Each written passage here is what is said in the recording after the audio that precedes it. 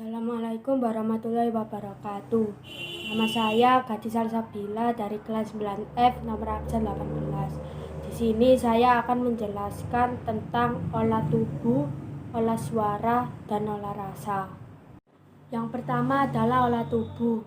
Olah tubuh merupakan keterampilan tubuh, yakni penguasaan bagian-bagian tubuh kita yang dapat digerakkan dan dikontrol.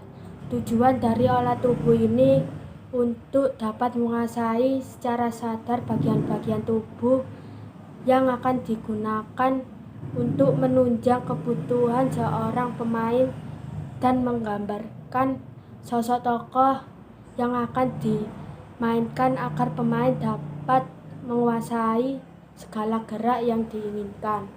Berikut adalah latihan pemanasan olah tubuh.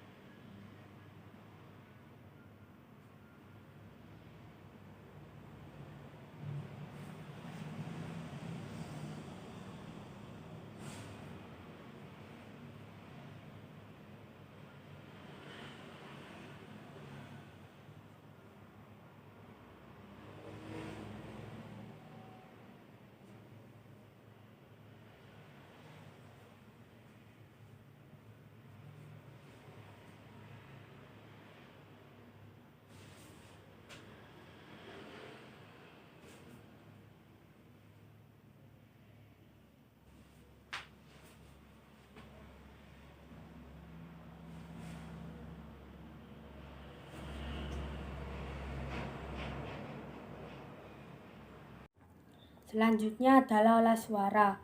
Olah suara merupakan pengaturan suara agar suara yang dihasilkan terdengar dengan jelas, indah, dan tepat. Penggunaan pernafasan yang benar sehingga komunikasi menjadi efektif. Ada juga latihan olah suara, yaitu latihan pernapasan. Pernapasan ini dibagi menjadi 3, yaitu pernapasan dada, pernapasan perut, dan pernapasan diafragma. Pernapasan dada merupakan pada saat kita menghirup udara, rangka dada bergerak membesar akibat dari rongga yang terisi oleh udara. Pernapasan perut adalah pada saat kita menghirup udara, maka rongga perut akan membesar dan mengeras karena terisi oleh udara. Pernapasan ini juga ditandai dengan naik turunnya sekat diafragma yang terdapat di antara rongga dada dan rongga perut. Yang terakhir adalah pernapasan diafragma. Pernapasan diafragma adalah otot-otot sekat diafragma akan menegang dan otot-otot samping bagian pinggang akan mengembang ketika kita menghirup udara.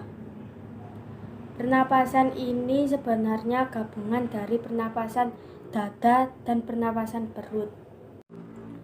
Yang kedua adalah latihan artikulasi. Latihan artikulasi adalah latihan tentang kejelasan bunyi suara yang dikeluarkan oleh organ produksi suara. Yang ketiga adalah latihan diksi.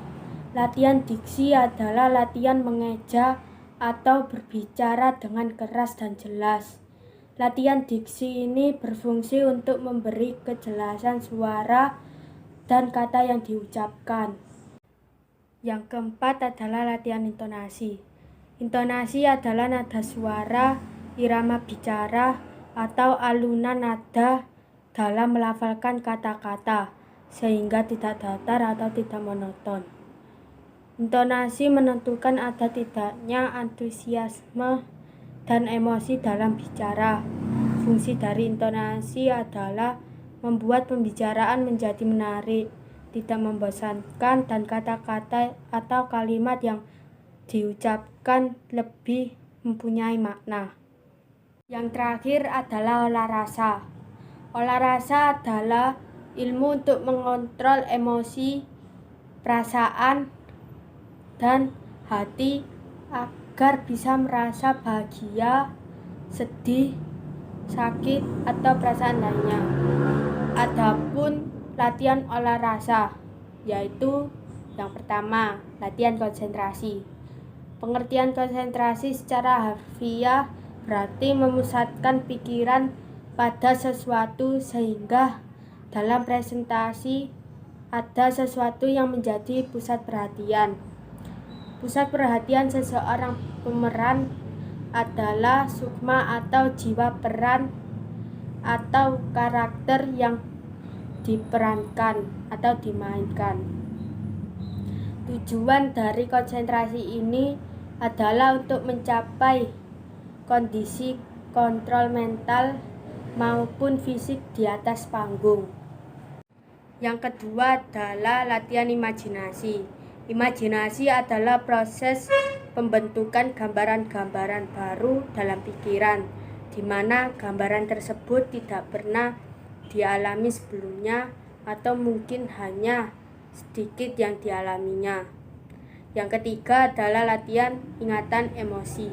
Ingatan emosi adalah salah satu perangkat pemeran untuk bisa mengungkapkan atau melakukan hal-hal yang berada di luar dirinya. Sumber dari ingatan emosi adalah kajian pada ingatan diri sendiri dan kajian sumber motivasi atau lingkungan motivasi yang bisa kita amati. Ingatan emosi berfungsi untuk mengisi emosi peran yang kita mainkan. Sekian dari saya. Wassalamualaikum warahmatullahi wabarakatuh.